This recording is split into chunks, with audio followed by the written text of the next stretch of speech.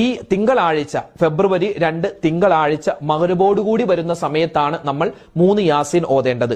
പിന്നെ ചില പണ്ഡിതന്മാരുടെ അഭിപ്രായ പ്രകാരം ബറാഅത്ത് രാവിന്റെ അസറിന് ശേഷം ആണ് 3 യാസീൻ ഓതേണ്ടത്. അതായത് ഇനി വരുന്ന ഫെബ്രുവരി 2 തീയതി തിങ്കളാഴ്ച അസറിന് ശേഷം നമുക്ക് യാസീൻ 3 വേണമെങ്കിൽ ഓതാം.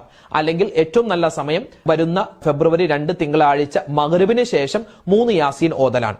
3 യാസീൻ ഓതുമ്പോൾ ഏതൊക്കെ നിയ്യത്താ വെക്കേണ്ടത്? ഒന്നാമത്തെ നിയ്യത്ത്, അല്ലാഹുവേ എന്റെ റിസ്ക്കിൽ നീ വിശാലത തരണം. റിസ്ക് എന്ന് പറഞ്ഞാൽ എന്റെ കുടുംബം, എന്റെ മക്കൾ, എന്റെ ഭാര്യ, എന്റെ ഭർത്താവ്, എന്റെ വെള്ളം, എന്റെ ഭക്ഷണം, എന്റെ വസ്ത്രം, എന്റെ കച്ചവടം, എന്റെ വാഹനം, എന്റെ വീട്, ഇതെല്ലാം എന്റെ റിസ്ക്കാണ്. എന്റെ ആരോഗ്യം, ഇതിലൊക്കെ നീ ബറക്കത്ത് തരണം. അങ്ങനെ ഒരു നിയ്യത്തിൽ ഒരു യാസീൻ ഓതുക. രണ്ടാമത്തെ യാസീൻ ഓതേണ്ടത് എന്തിനാണ്?